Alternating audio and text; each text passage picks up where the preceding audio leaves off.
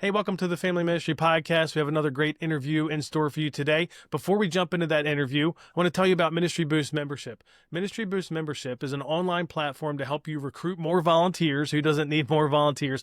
And build a thriving family ministry. So over 50 courses and resources and ministry kits, done for you resources to help you fast forward the development in your ministry. I don't know if you're like me, but there's just not enough time in a week, in a day, in a month to always work on the ministry and help make it better and what we want it to be while we're working in it and getting ready for next Sunday or next Wednesday or whatever that might look like. So check out ministryboost.org and check out the membership where you get access to everything for one low monthly cost. If you have multiple staff at your church that would benefit, there's a price for that as well. And everybody gets to be part of it for one low price. Doesn't even cost as much as 2 users. So if you need to recruit more volunteers, which I think that's probably most of us, if you want to develop your family ministry, check out ministryboost.org. And then the other thing is the Family Ministry Roundtable. This is a new gathering that we're hosting in Dallas, Texas in November 5th and 6th for family ministry teams. So if you're a church where you want kids ministry and youth ministry to work together as one team, this gathering is for you. You're going to come together. We've got some great speakers going to talk about everything that's happening in family ministry, both big picture, like for all of us as one team, but also in preschool, in elementary, preteen, student ministry, next gen pastors, and even some specific topics within there.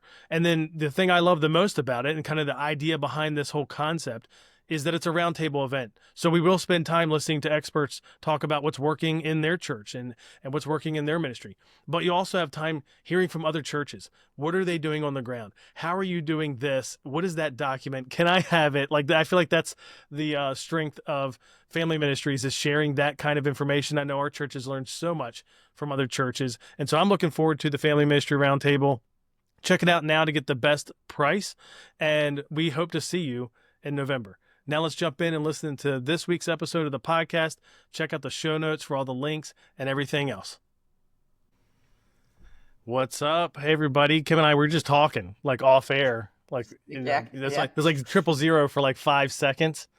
It's like when I was a kid and we would play basketball outside and you pretend like the buzzer was going and you make that final shot and you miss. So then you pretend like, oh, no, just kidding.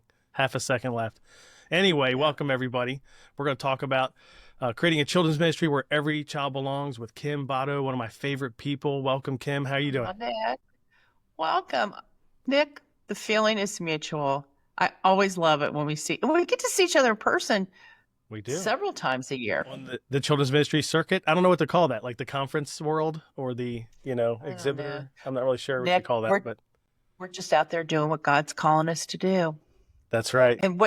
And for those of you who don't know, Nick, what God is calling him to do is he chats all the time at these conferences. You are awesome about just making people feel welcome. I like meeting people and learning what they do and learning what their church does. I feel like this. See, Kim, I wondered you would think about this. We're totally already taking a tangent, 1 minute into the broadcast, but it's fine. But I want to tell people, I love, and Nick and I interrupt each other too. I love that people are saying hi. Tell us where you are and why you're here at this particular webinar. Yes, maybe even what role you are as your church. Are you children's pastor? You lead elementary or preschool? Yes, I feel like, and I think the chat's going to agree with me because I'm sure we have a lot of children's ministry leaders here. That's probably mostly the audience today.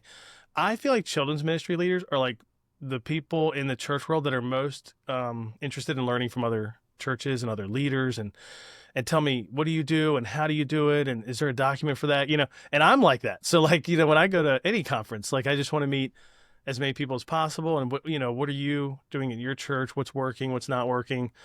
And I don't know. I just feel like there's so many, I feel like that's 90% of what I did in ministry was just apply other people's good ideas.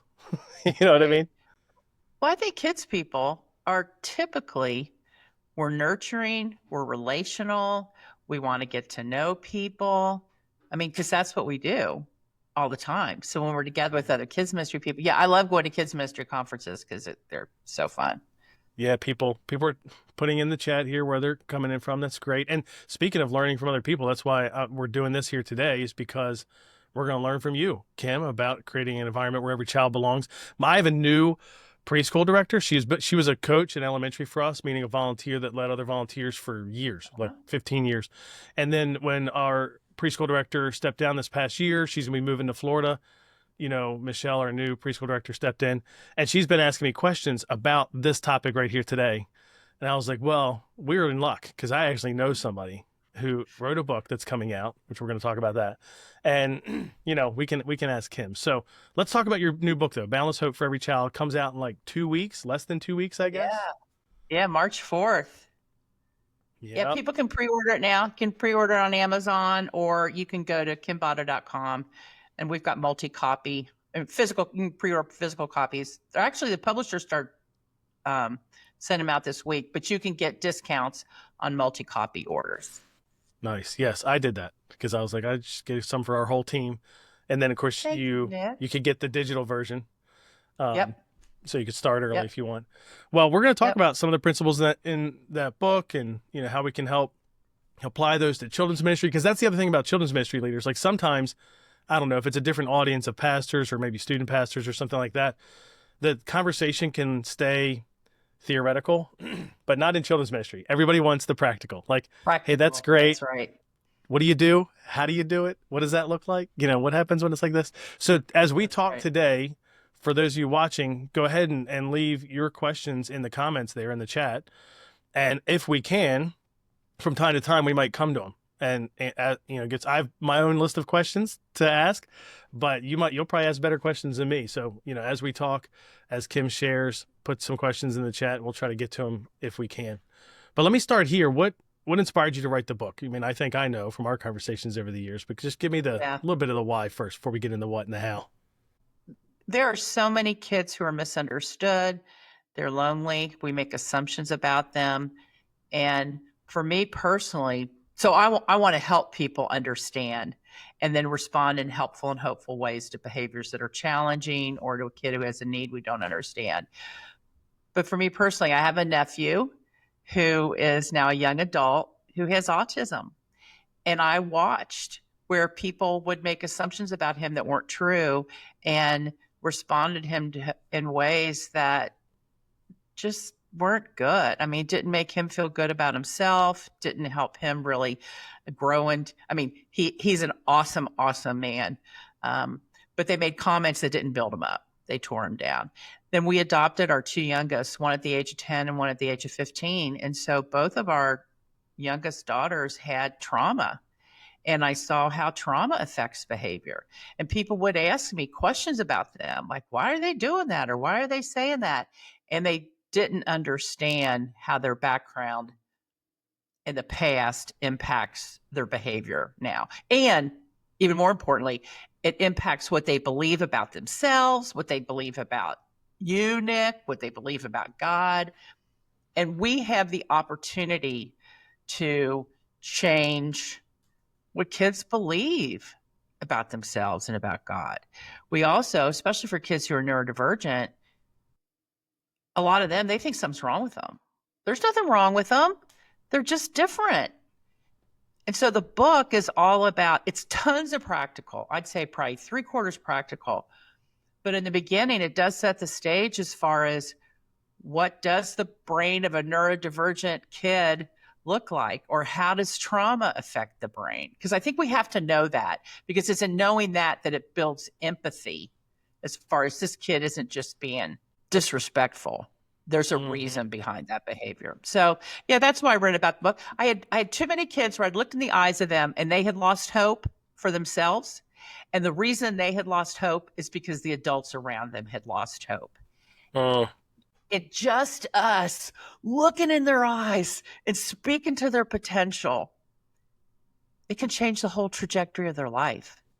Oh, for sure. So that's right. And at my church, we use these principles, and it's a very large church, had 11 sites. And the cool thing about it is the stuff I talk about in the book, we used at our site that had 15 kids. Our suburban site that had 15 kids, we used it at our urban site that had 2,000 kids. These principles work no matter where you are. If you're a parent, it works in the home. So yeah, that's why. Well, we're going to come back to that because I see the practical part of my brain's like, I want to hear about how it worked at 15 versus 2000. You know Huh? what I mean? Uh-huh. I definitely want to come back to that. And I think about like I mentioned before we start recording that my pastor was a youth pastor for 13 years. And one of the things he would say is like, there was plenty of times like he would challenge students like globally, like in the whole room or from stage or in a message, and they would, not every student would do everything he said, but he said, I feel like he said he believed that he never ever challenged a student individually where they didn't do what he called out in them. I mean, like the personal, the one-on-one, there was never a time when he told a student, spoken to a student, expected something more of them when they didn't. And I think that kind of goes back a little bit to what you're talking about there. And so let me ask this question. Wait, can I just say something though? Yeah. Okay, here's your first practical. If you do need to correct a student, or because you're talking about somebody where you're talking to them and you're kind of laying out expectations and telling them what you expect, is that right?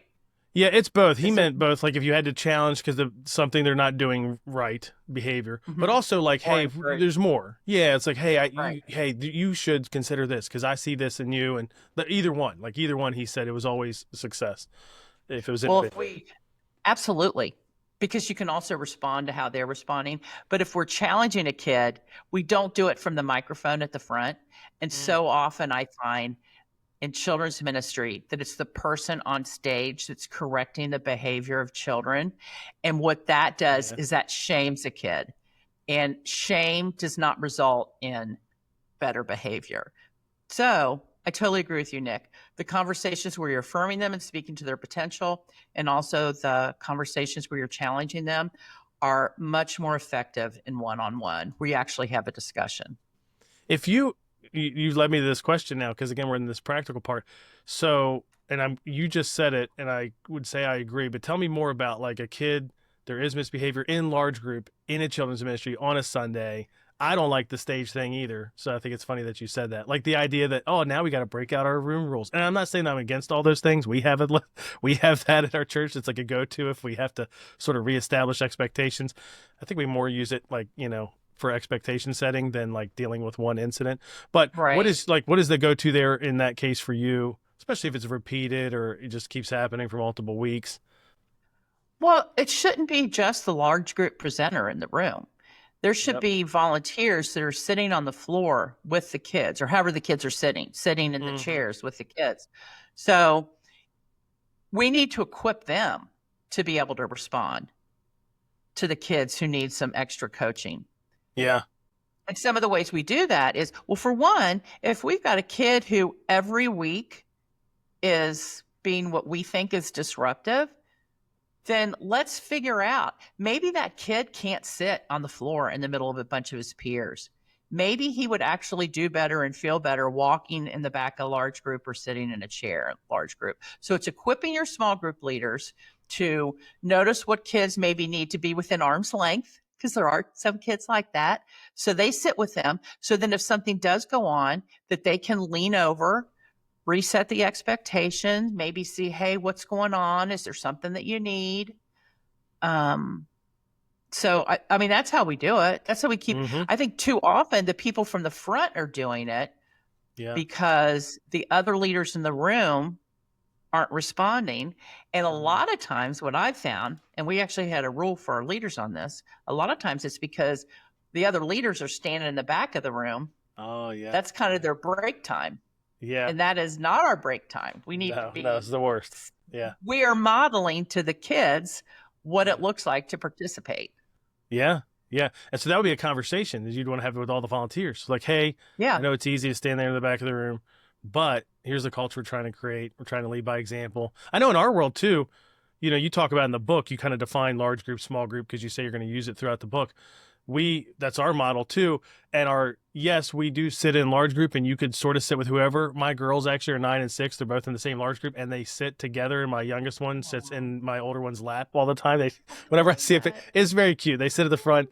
And so they're clearly not, either of them is not really with their groups. But the reality is we still want a small group feel in large group where that small group leader's there, worshiping together with them, listening, so I couldn't agree with that more. We've got some good questions already. And one of them, I feel like I feel like my whole agenda and like the order I was going to go in is just gone right now, which is great because I feel like we're already going, I love we're that. going to a good place. Because you talked about the volunteers, we talked about them standing in the back, but it is also another level to ask the question, like Lisa's asking here. What about if somebody wanted to train their volunteers to?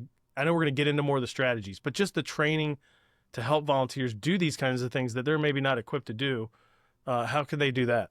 Where do you think you start with that? Well, first of all, it starts with, like, as kids ministry people, we immediately want to get to the practical. Do step 1, step 2, step 3. But it starts with a change in our mindset. Understanding that, like Dr. Ross Green wrote Explosive Child, which I love, and he says children do well when they can. So, Nick, if we look at a kid and go on, he is being so disruptive and he's doing it just to aggravate me.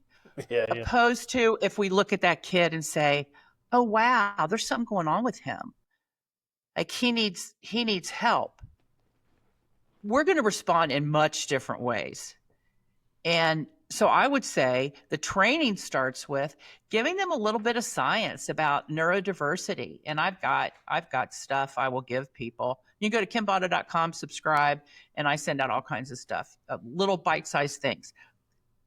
Give them some information about the brain, about trauma. That builds empathy. And then you give them some strategies they could use, like offer an option or a choice, connect before you correct. Because too often we get so focused on the behavior, we miss the kid in front of us. And when we do that, when all we're trying to do is end the behavior, it rarely goes well because we are not addressing the underlying need. And you don't need a PhD to do that.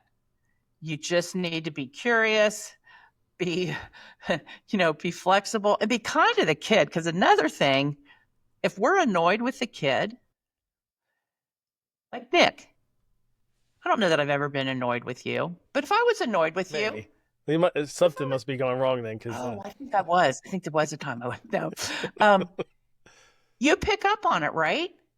So sure, yeah, you read body language, yeah, you can tell. So are you going to respond differently to me? Whereas if you think, hey, here's Kim, she can't wait to talk to me, we're having a great time, as opposed to here's Kim and she just wants me to quit talking and do what I said she's going to do, what she told me to do. Mm-hmm. Right? Yeah. Kids are the same. So I think as far as training your volunteers, you want to start with some mindset. What do they believe about kids? Give them some statistics and stories of kids, and then you get into giving them some practical tips. I want to talk about those practical tips, even some of the ones you already just mentioned, connection before correction and some of that. But real quick, how could they also train their volunteers to recognize when a child's behavior is trauma related versus just defiant, or, you know what I mean? To see more of what's going on than just what's on the surface. I don't even know if it's a challenge, but we're not ever going to know a kid's full story. So what I say is assume the kid has a story. There will be leaders that will come up to me and say, I don't know why he's acting like that. I mean, everything's fine. He's got a great home life. I mean, grandma, she drops him off every week. She's always one of the first ones to pick him up. And so I'm going, my radar goes up. I said, oh, so tell me more. Grandma picks him up. Mm-hmm. So where's mom and dad? And, don't know where mom is. And dad is in a drug rehab program. I mean, this is a true story. Sure. And I said, gosh, it sounds like his grandmother is wonderful. And this kid has experienced significant grief and loss. So that's a case where there is something going on and we don't realize the impact of it. But as far as how to determine whether it's trauma or defiance, that's really hard to do. However, all of the trauma-informed principles, which are really based on relationship and connection, they work with every kid. Nick, they would work with your spouse too. I mean, they're with every person. They're human. It's just about being human. They do, because what it's about maintaining the relationship in the midst of coaching and correction. So we don't know, because I had heated discussion with a children's ministry leader that said, I have to know the story. Like the parents need to tell me what this kid experienced and I said, no, you do not need to know that. And actually, I encourage parents not to share the details because as their parent, it's their foster parent or their guardian, we need to protect the kids' stories. And we don't need to know all the details. Now, it is helpful if we are told, hey, my child has had a really hard background. And because of that, they may exhibit challenging behaviors. They're in survival mode. Even though they're in a safe environment. So we don't need to know the whole story. And even a kid who, if he is truly defiant, according to Dr. Ross Green, who I said is an expert, he says something is missing. Maybe there's a gap in development. Maybe we think he can do something that he really can't. I had an example of a kid who was dyslexic and kept getting in trouble in small group and so started having outbursts. And this kid was like in middle school. Well, he was embarrassed because his leader kept asking him to read. Mm. So there's always something underneath the story. Yeah. What about some of the connection before correction, the choice? Like, what are some of those practical tools that a staff person or a volunteer could use? My absolute favorite, and it's from Dr. Karen Purvis, who was a pioneer in working with kids from trauma, is connect before you correct. And what that means is when we see a kid doing something that doesn't meet our expectations, rather than immediately go to, oh, Nick, tell me a behavior that a kid might do that you need to correct. Touching other kids. Touching them? Yeah, it could be worse than that because like somebody actually did ask a comment about violent behavior. But even just like, you got to keep your hands, not violent, but like you got to keep your hands off other kids. You're poking around, you're trying to, you're just messing with another kid in the group. Well, then rather than immediately go to the, Nick, keep your hands to yourself. Quit touching Tommy and Susie. We correct first. So we say, Nick, I love how much you love being with your friends. And you just want to get so close to them. I love how much you love your friends. And in Kids Club, we keep our hands to ourselves because not all of our friends like to be touched all the time. So Nick, and then we could move to offer an option of their choice. Nick, do you want to keep your hands in your pocket to help you keep your hands to yourself? Or would you like me to give you a fidget that you can hold on to? Because if a kid is constantly touching somebody, we'll give him an alternative to that. If you give him a super cool fidget that he can stretch or a stress ball, that gives him something else to do with his hands. Mm-hmm. Yeah. So that's connect before you correct. And another thing with connect before you correct is you can name their feeling. Like, let's say, somebody asked something about violent behaviors. Let's say a kid punches another kid out. We can correct first. We can connect first. We can say, Nick, it seems like you're really mad at Tim because you just punched him in the face. Nick, this is a safe place for everybody, and I'm not going to let anybody hit you, Nick, and I can't let you hit this little kid. So when you connect with them first, can you see how differently you would feel about me, the coach, if I'm first saying, hey, I can see that you're angry? Because all of a sudden you're like, oh, like she gets me. So you can name the feeling that they're experiencing and then go to correction. And I have so many examples in my own life of where I've done that and where I wanted to just say, hey, watch your mouth. You don't talk like that at church. Yeah. But instead did a 20-second correction, and it totally changes the outcome of the conversation. So connect before you correct, offer options or a choice. That would be if somebody is doing something that you don't want them to do, that's not acceptable, you give them two options that you're okay with that they can do. For example, we had preschool twins that always wanted to get on the stage. They loved being on the stage. And I'm sure everybody's has, where as soon as you run into a large group, they're on the stage, they're getting the mic. We had just done a training on this. This was years ago, and we talked about offering choices. So their volunteer said, hey, you can sit in the front and you can either put your hands on the stage or you can sit with your legs out in front of you and you can put your feet on the front of the stage. What do you want to do? For the most part, the kids quit running to stage. Instead, they're trying to think, so what am I going to do today? I'm going to put my hands on the stage or my feet on the stage. So that's offering options or choice. Reminds me of like controlled choice parenting. You know what I mean? Like you get exactly. I think you get the choice, but it's within this control bounds. Well, and I'll have people who will say, I'm not giving control up to a 4-year-old. I'll say, yeah, well, sure. Can we talk about your control issues? Because number one, we're not giving up control. We're giving the choices that we're good with. And number two, kids need to start making choices prior to when they're 16 and driving a car by themselves. So start giving them practice when they're little with choices that you're okay with. Because of this question, when talking about the violent behaviors, that's obviously a pretty extreme example, but it does happen. One of our staff had her hair pulled by a kid that was neurodivergent. And it's interesting because it did affect their relationship too. Like she's very confident. This girl is probably 12 when this happened. And she felt like ever since then, she believes the girl felt bad about it, but because of where she was on the spectrum, the way that she could respond to that is not actually engage with her. So, you know what I mean? So like you didn't see, it was almost like I feel bad, I'm ashamed, but instead of being able to like maybe address that in a healthy way, her way is almost like, I'm just not going to interact with you anymore like I used to, which she so it was good that our staff person could even see that. Like she saw behind, she saw the need. Yeah, she saw what's going on the inside. Yeah, which was helpful because at the same time she had her hair pulled and got really hurt. So it could have been easy for her to only see it one way. But think about like, so if we are talking about this level and it gets like this extreme, what about escalation? And what did you do? What do you teach as far as, okay, now the leader, whether it's a volunteer staff with the kid, and that is not working, and now it's to the next level. What did that look like for you?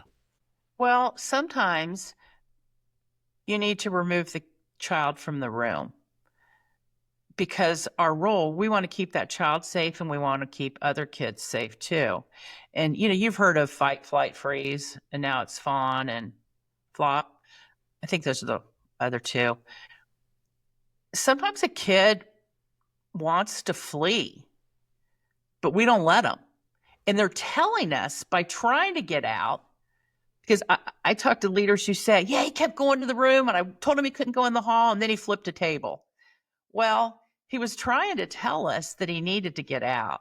So if a kid is having we think he's a threat to other kids or even to another leader, getting them into a quieter area, helping, co-regulate with them, which means doing things like do some deep breathing exercises, maybe give him a fidget that he can pull on or Play-Doh where he can use his hands and start to calm down. And then once they're calm, we can talk to them about the behavior and the possible needs. Also, if a kid is doing this over and over again, start asking questions about, okay, is this happening at a certain time every week? Is this happening? Is there another child that's always there when it happens? Or is there a leader that's not there when it happens? Because a lot of times by asking, and in the book, I got a whole list of questions you can ask that often you can't do right in the middle of Sunday morning. But afterwards, and a lot of times then we can identify what's going on with that kid, what they need. I wanted to respond to Samantha's question. She said, how about kids that get embarrassed when you call them out, even to connect in front of the class, but the behavior needs to stop? I'll go back to what we talked about up at the top. That's where our leaders who are on the floor or in the chairs with the kids need to do that. They need to do that correction because Samantha, it's really hard. And also, like you're saying, even if you're calling them out, even to connect, so calling something good, yeah, we can have some kids that just don't like to hear their name from the front. And that's what's awesome is as we get to know kids, then just don't do that.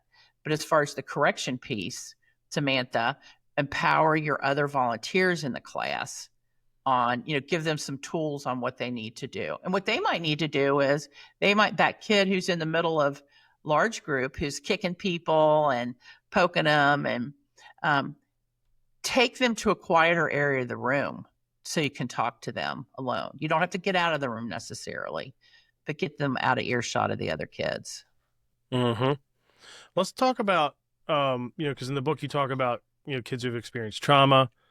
How do we create a safe environment for those kids? And then maybe we can even talk about neurodivergent. We talked a little bit about that here, but what are some mistakes churches make? So let's start with if they've experienced trauma, and maybe this goes bigger picture than even just some of the tools. Some of the tools we just talked about will be helpful, but just big picture, how does a kids ministry create an environment for kids that experience trauma? Knowing that some churches have a whole special needs program, they might call it, in a different room, that if a kid feels like they have to be in that room, in some churches, a lot of churches don't have that. So, like, Right. what would you say to churches of all those different scenarios? Well, first of all, we had a lot of our sites did not have a separate room, and you can have an amazing, whether you call it special needs or we call it an inclusion team. You can, and we had a sensory room. You can do that without a dedicated room.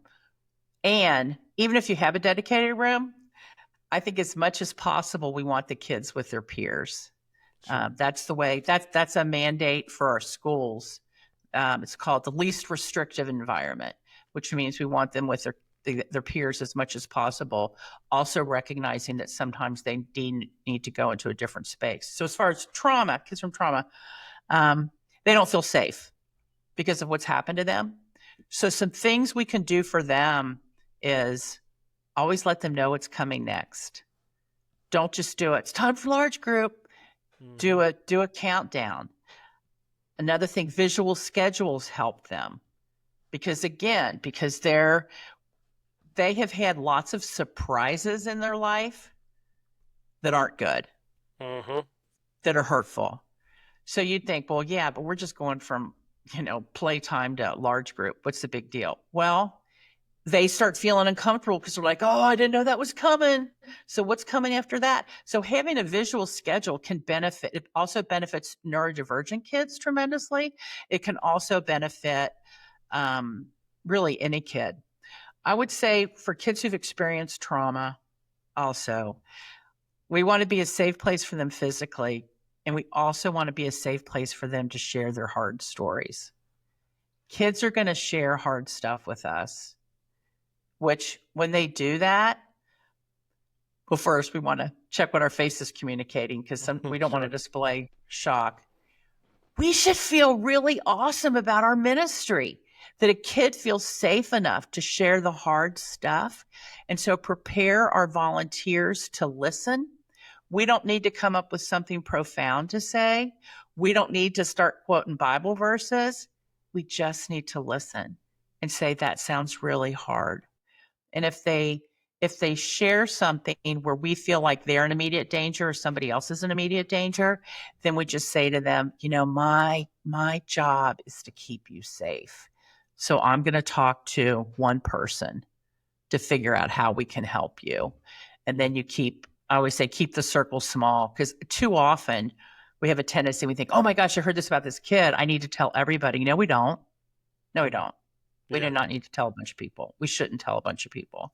So that's for kids who've experienced trauma, creating a safe environment for them is the most important, because if they don't feel safe, they're not going to be able to hear about a Jesus that they can find hope in and that he has good plans for them.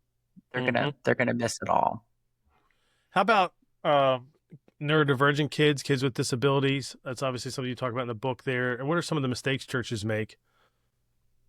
I see you're reading the comments. We can also talk about what's in the comments, whatever you want to do. Yeah, well, we can go wherever you want to go. I'm hanging on to some comments too that I've started in case we can get to later. I have ADHD, so I'm doing it all. I'm doing it all, Nick. See, I get to read them while you're talking, so I get that's right. Well, I'm talking and reading, and also thinking about, do I want another drink of water? I think one of the, as far as neurodivergent kids, we're talking about mistakes. I haven't read them all in detail, but there's a lot of questions about fidgets in here. Fidgets are not toys. Fidgets are tools in the hands of kids who need them in order to regulate or to calm. And there was a question about, what if the other kids want them? Yeah, sometimes there are the kids that want them, but fidgets are super cheap. Let's see, giving one child a fidget would make the rest of them want one. due to this sense of fairness. She's talking about specifically with preschoolers, because I could see like with older kids, that is different. It's a little different with preschoolers. I see what they mean, but you know what's interesting though? I mean, I've done this. I've given preschoolers fidgets, and yeah, sometimes other kids want them, but it's not. For one, I don't think we should not give it to the kid who needs it because we're afraid other kids would want it. Fidgets are cheap. Buy a whole bunch of squish balls for, you can get those for just next to nothing from Amazon. And typically the kids who don't need them, they'll play with them for a few minutes and then they'll let them down. So make sure they know where to put them back when they're finished with them. But we don't want to keep from giving a kid something that they need because we're afraid of what's going to happen with the other kids. I mean, I've had people also say, when I tell a lot of people, they'll say, I don't have a sensory room. I go, well, just put an appliance box in the back. Put some pillows, put some Play-Doh, some pipe cleaners, different things. And they'll go, well, if I did that, all the kids would want to be in the appliance box the whole time. Do you know what my response to that is, Nick? It's like, why would everybody prefer to be in the appliance box and not doing what you've got planned? Maybe what we need to do is take a look at what's going on in the rest of the room so that the kids are so engaged with that they don't want that, where the appliance box isn't the most attractive thing in the room. You can also, even at the preschool age, you can tell them, hey, Nick needs to have something in his hands when the teacher is talking up front. That's why he has this in his hands. This actually helps him listen. I mean, even preschoolers, they've got kids in the rooms that are neurodivergent. So they've seen fidgets being used. So we can explain it to them. But then also, like I said, they're not that expensive. If another kid wants it, give it to it. And they might have a need that we're not aware of. Mm-hmm. This is like the pause for effect here. I feel like is like what you're doing. Were you reading the comments too? No, I was waiting. No, I was looking right in your eyes, Nick. I was looking right in your eyes, waiting for you to. Was there more that you wanted me to say about that, about neurodivergence? Yeah, because I did want to get to, and it was good, like a little tangent there, but I did want to get to, is there anything else, again, backing up a little bit out of the weeds, like with one kid, to what else could we do to make our environments more inclusive for neurodivergent kids? Like I saw somebody mention in the comments, they had these fidgets in class, and what was it? Something about the sensory bags. I've seen a lot of churches do that too. Yeah. Like, are there anything else you think of that would help? Neurodivergent kids are typically very concrete thinkers. So use language. Like if you're using phrases, what I will suggest is, okay, you just said something, draw that out in a picture for me, what that would look like, washed in the blood of Jesus, or Jesus living in my heart. Draw that out, because a lot of times when we do that, we can see, oh, wait a minute, the words I'm saying aren't actually reflecting what I really want the kids to know. So understanding that many of your kids are going to be concrete thinkers, make sure that the phrases you are using accurately describe what you're really saying. Mm-hmm. Another thing, a lot of neurodivergent kids, I mean, one of the,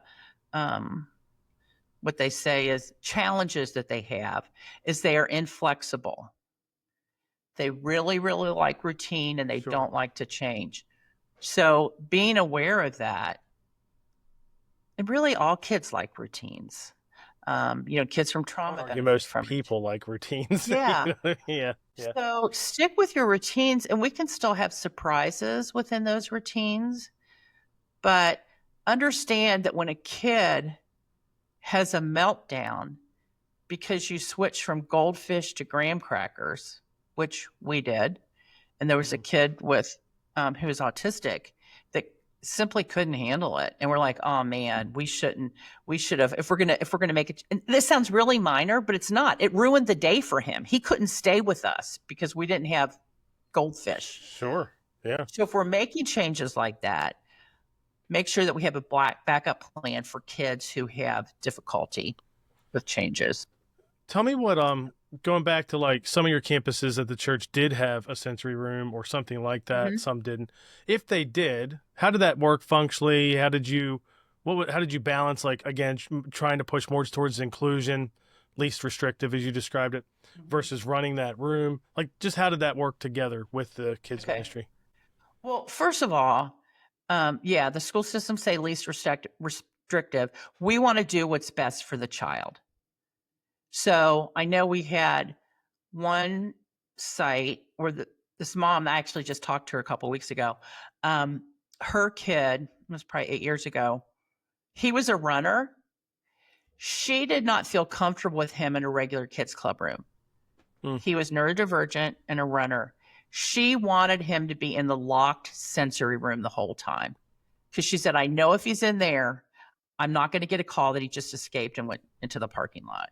So keep in mind that what's best for a kid is going to vary from kid to kid, and it's also going to vary based on what the parent needs. But as far as the way the sensory room worked, the kids had buddies.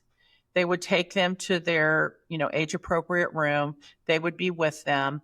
But sometimes, we had some kids where the music was too much for them, or we had other kids that loved the music, but the small group time was not something that they wanted to participate in. So what they would do then is go to the sensory room, and we would do lessons in there with them.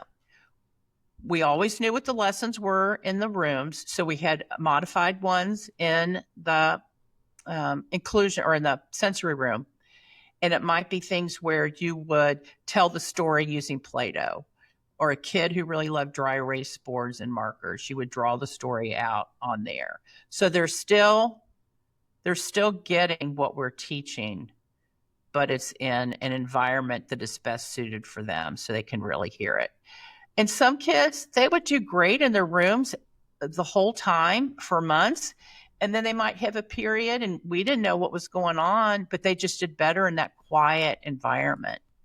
Mm-hmm. So does that answer your question? Oh, and in the room, we would have things like a teepee, because, that's a nice little, this is a more expensive investment, but a swing that hangs from the ceiling.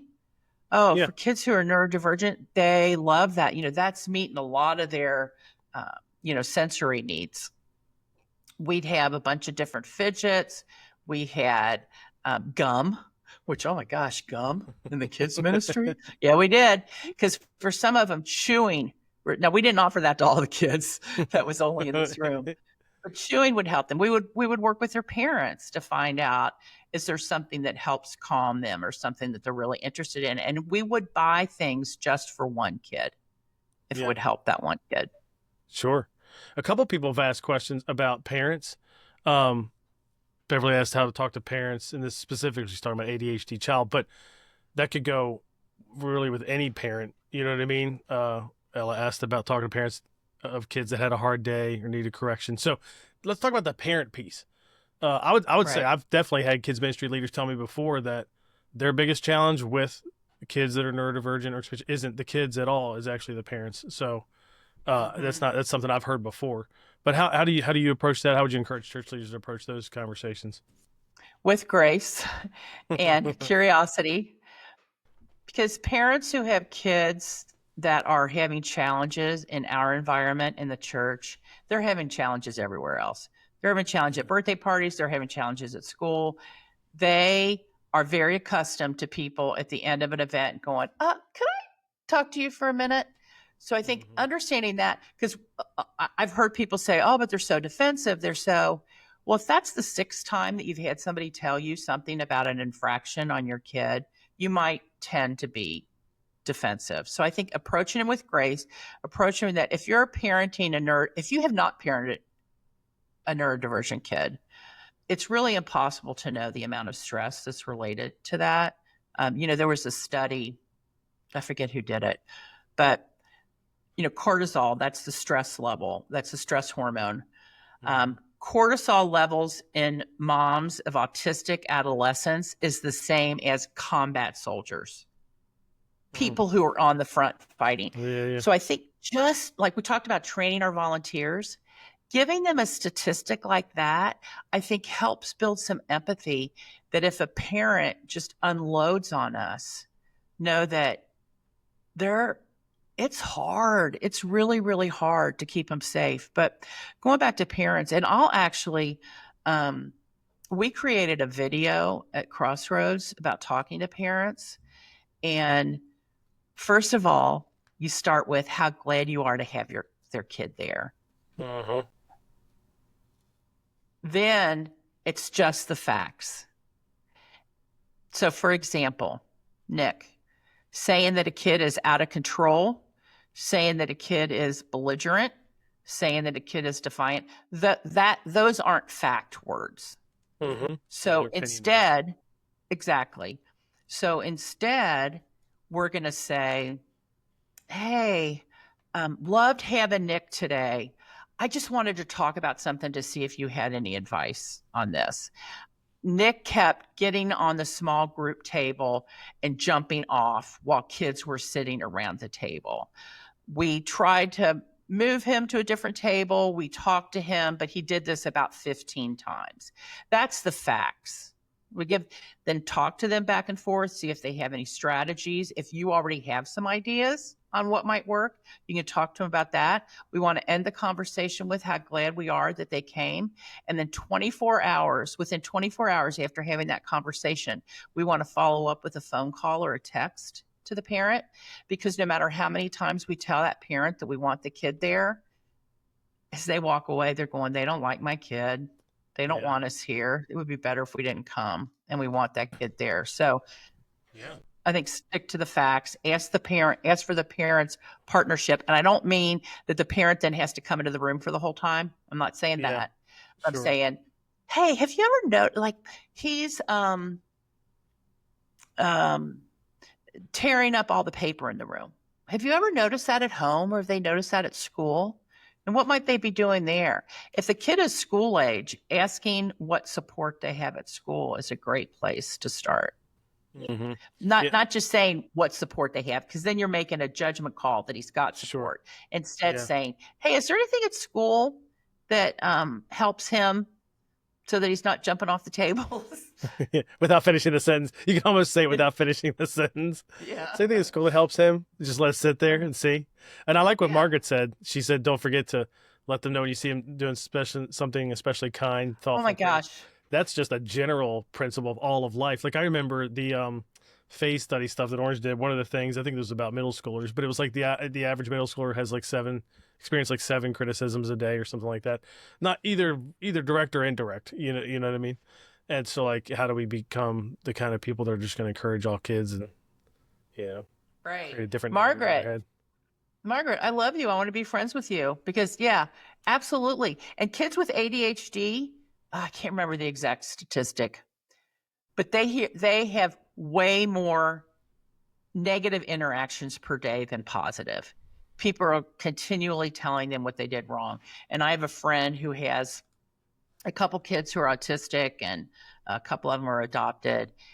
And she said she'll get, 5 messages in a day from the school, and not one thing says anything positive. But I think especially in the church, these kids are created in the image of God. They're fearfully and wonderfully made. There's good stuff in them. So absolutely, Margaret, let's call it out. Karina asked, what do you say in the follow-up call? I mean, you talked a little bit, but it's basically reaching back out to basically say, no, we want your kid here, and don't run. And, don't take what we talked about yesterday as negative. Yeah, it's, and what Margaret said, say something positive. I love how much you can even say, I love it that your kid's so energetic and just wants to jump all the time. I wish I had that much energy. There are positive things you can say about anything, but and then just remind them, hey, we want you back. Have you thought about it anymore? Is there anything that we could do? Like, what would be best for your child? Yeah, but mainly you're just reinforcing the fact that you want them back. And then, because there's definitely the reality that I'm sure this is it's true for every parent, but it would be even more so true for parents of kids that are neurodivergent or experience trauma, that you're going to think things that the church is thinking about you that the church actually isn't thinking about you. You know what I mean? Or you're a kid. This is a silly example, but for whatever reason, I guess because my pastor was a pastor's kid, and then his kids, of course, are pastor's kids, and he loves when kids just run around the auditorium after service. He just thinks it's the best. Because he probably did that, but you could tell every now and then some parent who's maybe not as involved or whatever, and their kid's doing that, and it's like, oh my gosh, you got to stop them. And at the same time, he's thinking this is the best, and they're thinking, I'm embarrassed. The pastor's watching my kids run around the room, and so just don't know what people are thinking. They feel at home there. Yeah. My kids, I have to get out of the drum cage. I'll walk in, and I'm like, girls. Oh my gosh. Okay. You can't get in the jump cage. That is definitely not where you can go when you run around here. But yeah, I think the follow-up call is great because you can say things that you are thinking that are positive, whereas in their mind, they have already put things in that you haven't said, but they think you're thinking. We're not welcome here. This is too difficult. That you wish I didn't attend there. I should find another church. All these things, just negative talk. Yeah, I can see that for sure. Parents of kids with special needs, I don't think we've used this statistic yet. 1 out of 3. Have we talked about that? No.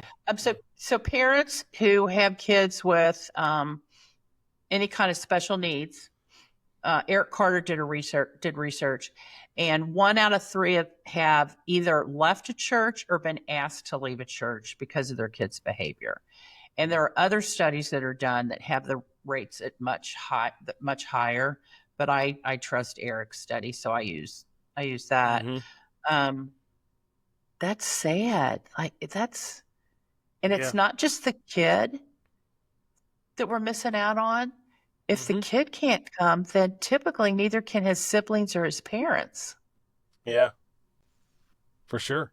And I feel like, and you would know this, it doesn't even matter if it's church, but whatever. But obviously, it's different from different pockets, but parents connect other parents who have kids that have similar life experience. So you'll find parents that know each other because their kids are in the same program for whatever their kids are dealing with. Right. There's communities, and if your church can become known as a church that's great at this, it would make a big difference. You would have a reputation, you would see more families that would come.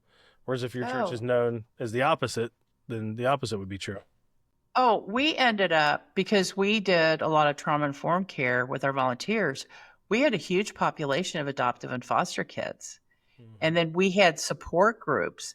And over half of the parents that came to the adoption and foster support groups didn't come to our church because they couldn't find that community anywhere else. So yeah, if you can, as a church, and this is my dream, that the churches would be leading the way in being a safe place for all kids. If you're doing that, how do we say this? You could use this as to get your senior pastor on board. It's a great growth opportunity. Growth engine, yeah. I mean, because true, families who have kids who have disabilities or the adoptive foster parent community, those are strong communities, and there is an underground network there. And if you can find a place that is going to love your kid, regardless of what their behavior is, you're going to be telling other people about it. Yeah, for sure.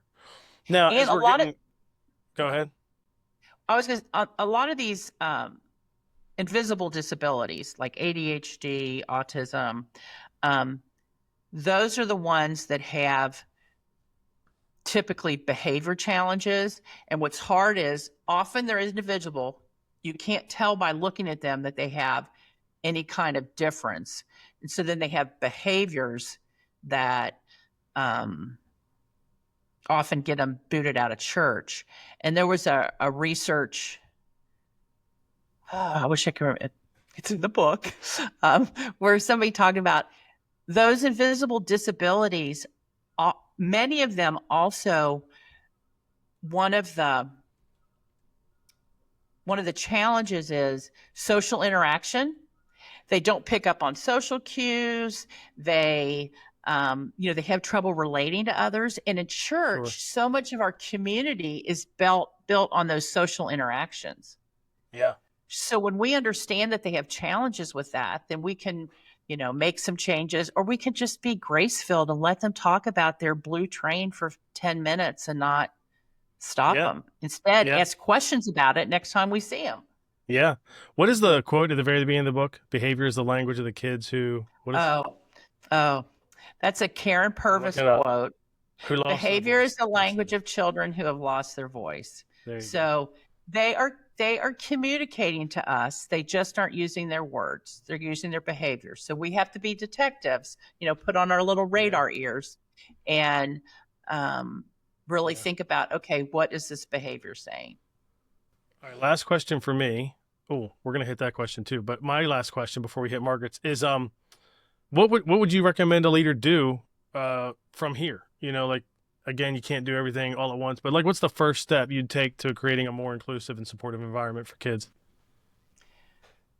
Talk to your families there who have kids with differences, or kids that maybe it's a family that no longer comes to your church. So what does your child need? Like, what could we do to make church a place where they could succeed? Johnny and Friends has amazing, it's Joni and Friends, has amazing resources and trainings for volunteers on disabilities. Reach Hurting Kids Institute has some free stuff as well as some paid training for volunteers. Trauma Free World, I've been training, I'm an affiliate trainer with them. I love them. They just made all of their online training free. Oh, that's awesome. They just decided they're so passionate about people getting this training. So it's Trauma Free World. And for a lot of you in the kid men world know Beth Guckenberger. So Trauma Free World was birthed out of Back to Back. Oh, okay. So that's cool. So those are some places to start. I'll say also, I do and Nick, you and I talked about this. Back in September, I was on a Facebook group, and a children's ministry person said, I just want to quit. I'm so tired. I don't have anybody to talk to. I don't know what to do. And so I just made a comment to her post, because she posted anonymously. I said, you want to have a virtual coffee date? And 10 people responded in 10 minutes at 11 p.m. So we have virtual coffee dates once a month with KidMin leaders, and sometimes we have special guests that come in. This month, we're doing it on challenge of behaviors, and I'm going to talk about that. It's just going to be a Q&A session. So you can find all that stuff on kimbotto.com. That was actually kimbotto.com/KidMin leaders. So those are just some places to start. Oh, also, look in your church.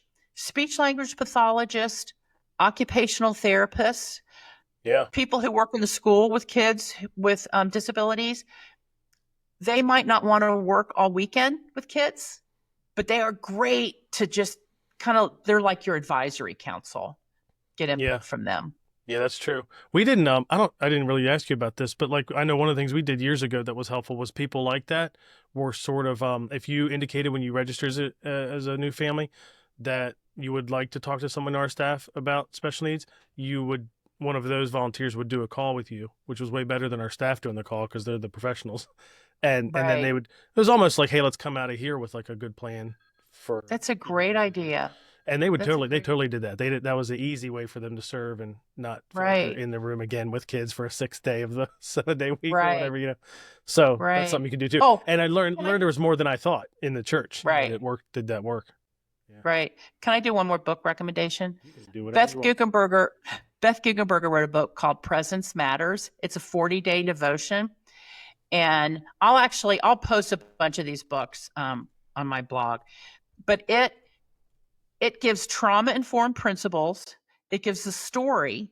It gives the biblical basis of why we respond in this way. It's short and quick, and I've used that just as a devotional with our teams before. Yeah, so that's a great book. Hey, I'll try. I made notes about those. Yeah, I made notes about those. I'll put that in the email that I send. and I'm commenting now because Grace asked, how do you get the printed version of your book? Same thing. Go to Kim Botto. I guess Yeah. you can go right to Amazon as well, but Kim Botto you can order. Right now, because my publisher is a smaller publisher, they only do pre-orders on Kindle, but on March 4th, you'll be able to order paperback from Kindle, or you can get paperback right now at kimbotto.com. Got it. Okay. Have you thought about doing an audiobook? I am going to do an audiobook. Yeah, there you go. It's a pain. It's a huge pain, but Yeah, I know. That's a what lot of people going read to. that way. Yeah. Me. Reading I your do. book was making me read again. I'm sorry, Nick. Although the funny thing is, sorry. I'm one of those people that like the printed is probably my last option. So when I got the digital version for Kindle, because like you buy it and you get from your site, you get the Right. EPUB or whatever. Like that's how I used to read before I started listening to stuff. It's not that I don't do it at all anymore. It's just, it's probably like 80% of the books I listen to, and 20% I read, actually read. So funny story. John McCromer, what was that book? It was a book about slowing down. Ruthless Elimination of Hurry. Yeah. I was walking around town, speed walking with my book on 1.75, and I was convicted in the middle of that. Like I stopped. I put it on 1.0, which made him sound like he was talking like this. but yeah, I'm listening to ADH 2.0 right now. Okay. Which is good. Yeah. Yeah. Yeah. A friend was asking me like books. It was more just general children's ministry books. Not general, but like, because there was categories. It was like strategy, leadership, volunteers, and parenting, was one of them too. And it's hard. He's trying to make a concise list. Like, how do you narrow down? Because like I haven't read it yet, but my wife's reading Anxious Generation. It's like it's hard to come down to like, here's the 3 of each category. Like that's really tough, So, I put some ideas in there, but like, good luck to him trying to narrow it down. So, That's right. Cool. Oh, I want to say one more thing I should have said on training. We started a podcast, Every Child Belongs. When do we start that? In January. And so it's like 35, 40 minutes. We have all kinds of different people, professionals, educators. Well, educators are professionals too, therapists, parents, ministry leaders. And we also do 1-minute video shorts on our YouTube channel, which are great things. Ministry leaders have told me they've been sending those shorts out to their teams as a training. That makes sense. Just a 1-minute video they can watch. That's a children's ministry hack that is bigger than what we're just talking about here. But like giving your volunteers 1 to 3 minute type training stuff in a quick huddle, and doing that every week, you get like, it doesn't feel like a lot, but you do that every week for the whole year, right before they serve. And because if you just put an email, it's probably not, not going to be great. But if you talk about it for 3 minutes before they serve, it's small. It's a drip method of training, but like, I mean, it's huge, and that's perfect for that. It's like everybody can watch a 1 minute, 2 minute video, Yeah. So yeah, use that. It's all free. Yep. Cool. Well, Kim, thanks for coming on. Thanks for writing this book. I know it's going to be a big help. I'm excited as it launches, and we'll watch to see what's next. Yeah. What a good group today too. I love all the comments. Yeah, it was fun. Thanks, everybody. Thank you, Nick. Yep. Thanks for what you do. Thanks for listening to this episode of the podcast. Check out the show notes for all the links and notes and resources. And don't forget to sign up for the Family Ministry Roundtable happening this fall, November 5th and 6th in Dallas. It's designed for family ministry teams. So bring your kids staff, youth ministry staff, whether that's you and the kids pastor, you and the student pastor, or maybe you have a larger team with multiple staff in different areas. The Family Ministry Roundtable was designed for you to come and learn from top next-gen voices and other churches, and we want to learn from your church. So we hope to see you there. Register now to get the best price, and check out Ministry Boost membership for you and your staff. It could be for your entire church staff. If you need to recruit more volunteers, train volunteers, implement volunteer coaches, work on different areas of your ministry, the Ministry Boost membership gives you access to everything we have, over 50 courses, resources, bundles, ministry kits, things like that you can use so you don't have to start from scratch as you develop your ministry. Check out ministryboost.org/membership, and I'll catch you in the next episode of the Family Ministry Podcast.